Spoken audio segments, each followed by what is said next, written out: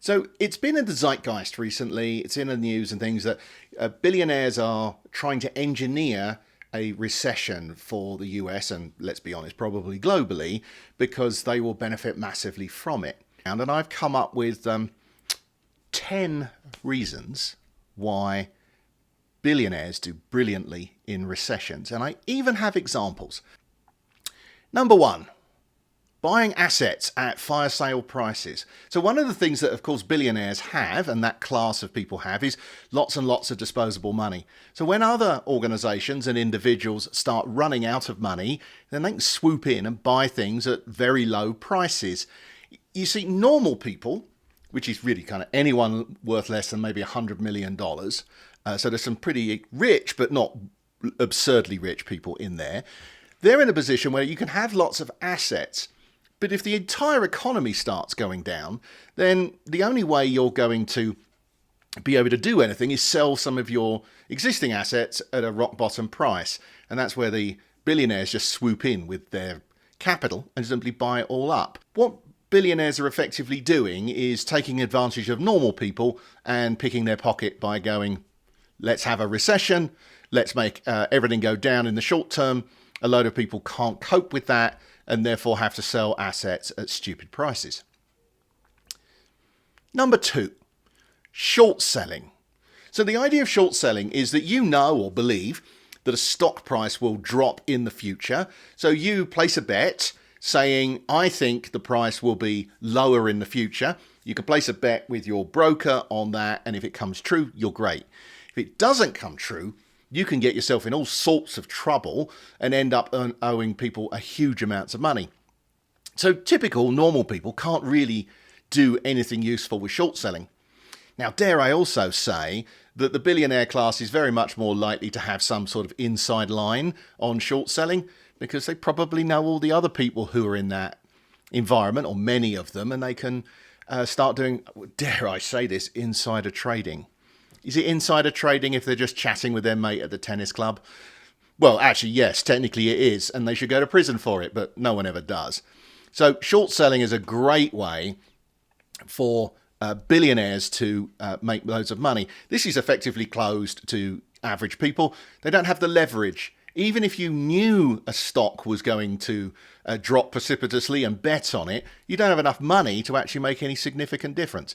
But of course, the billionaires do. Third, leveraging government buyouts. So corporations and institutions often receive government assistance during downturns. This is ultimately the concept of corporate welfare. So it's the capitalism for ye and the socialism or corporate welfare for thee, which means that they know that governments aren't going to allow the too big to fail organizations fail.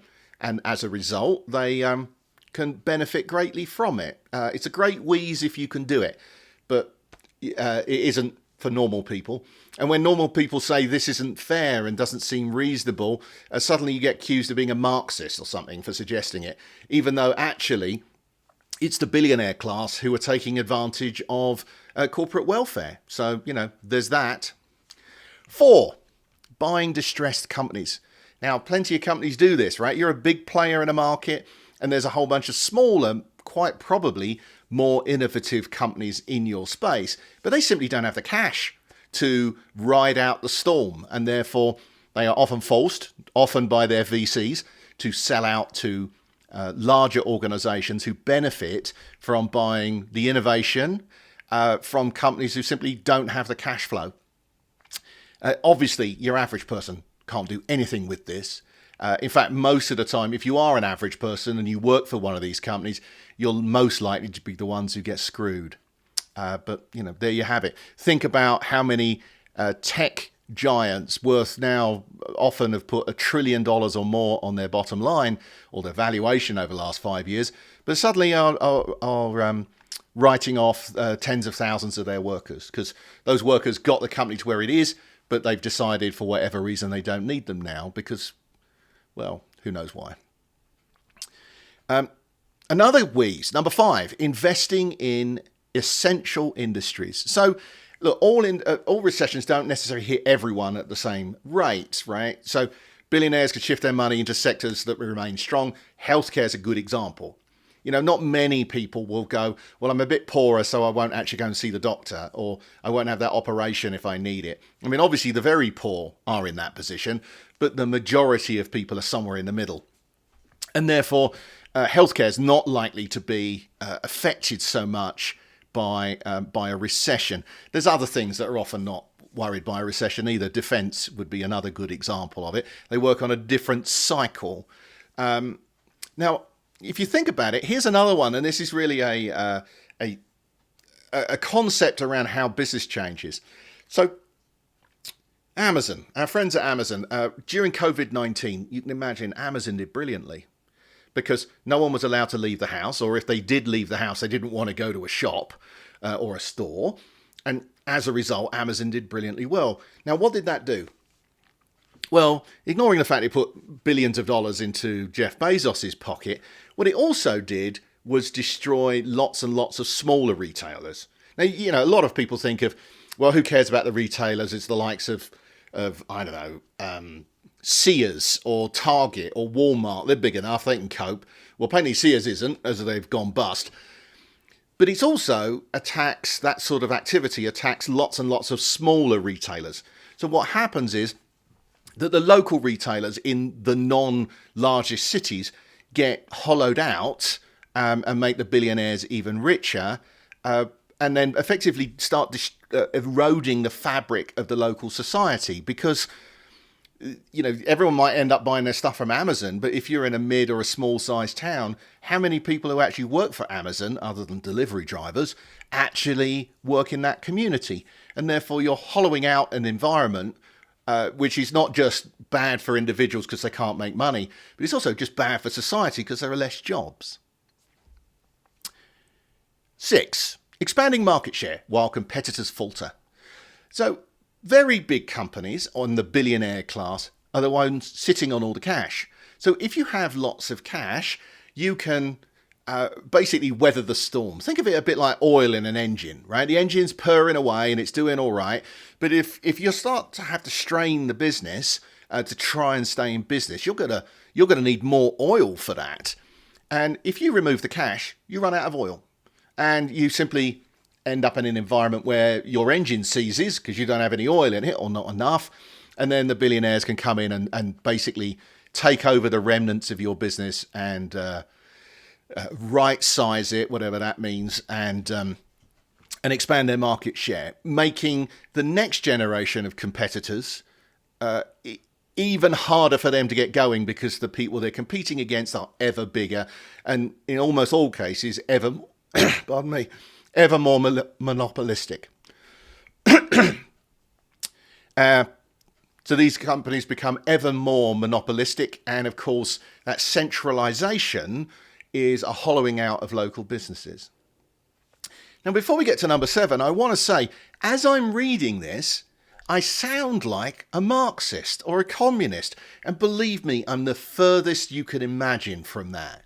But I am not a fan of the billionaire class, and I'm not a fan of the ever larger centralization and lack of innovation that these enormous organizations bring to a market. It is not healthy. It's bad for individuals. It's bad for the economy. It's bad for democracy. And funnily enough, I actually think it's pretty bad for the billionaires as well. I know everyone goes, oh, wouldn't it be nice to have $1 billion? Well, actually, I don't think so.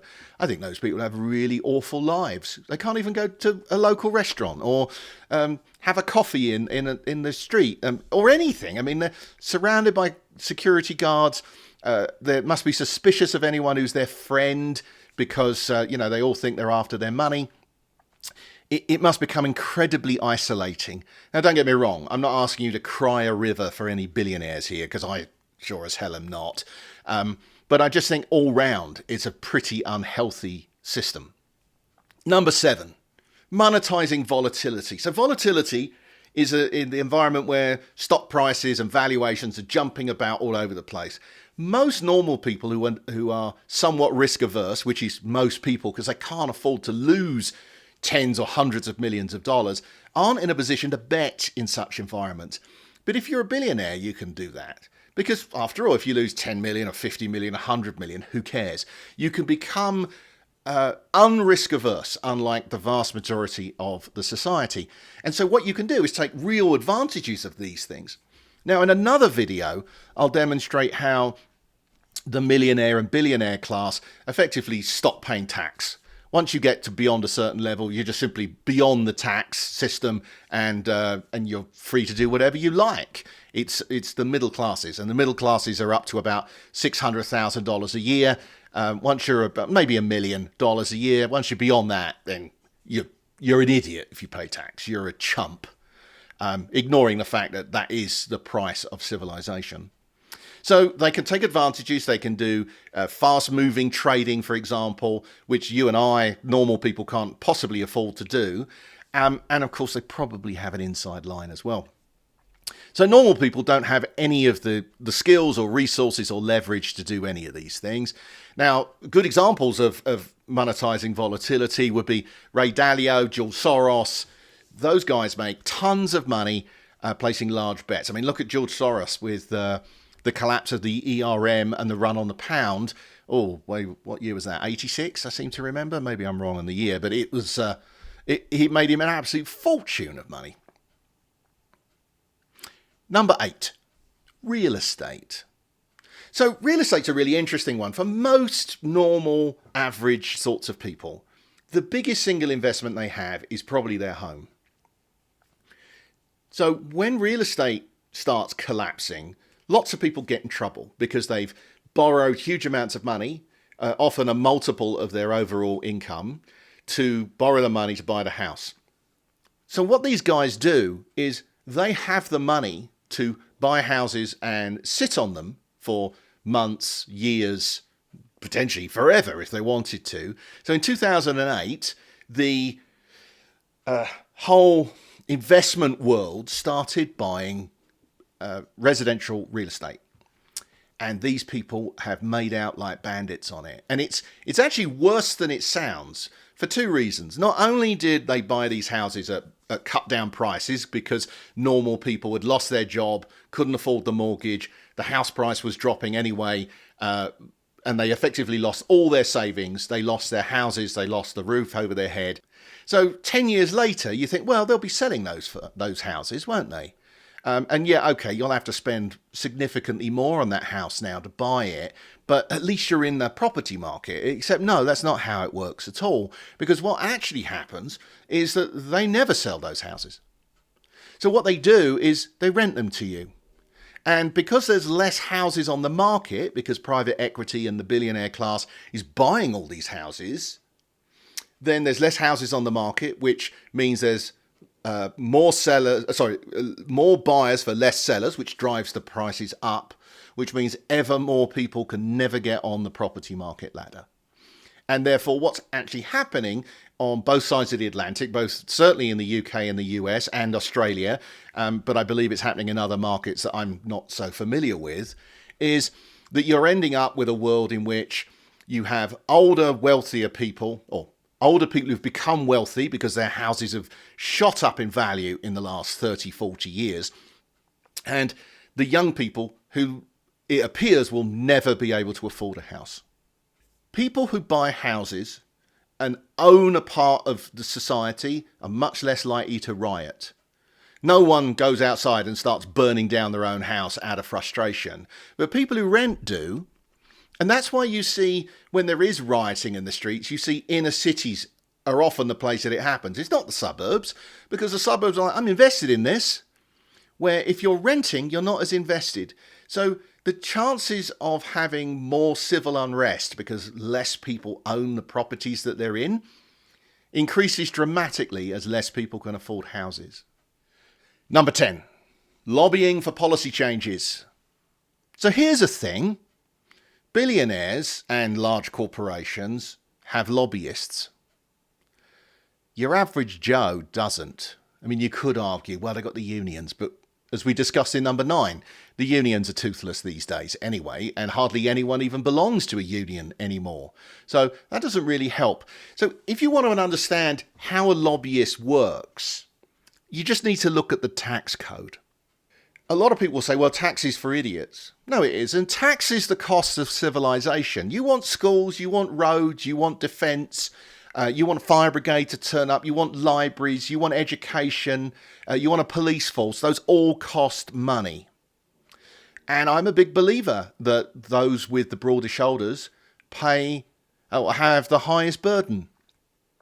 But the billionaire class doesn't do that. And the billionaire class has spent the last 100 years lobbying for policy changes to ensure that they are effectively removed from the tax environment. If you look at the economy and go, are these people trying to deliberately crash the economy? The answer, I believe, is yes. It's in their interests to remove your money and put it in their pocket. That's how they think. Because if they didn't think like that, they wouldn't be billionaires in the first place.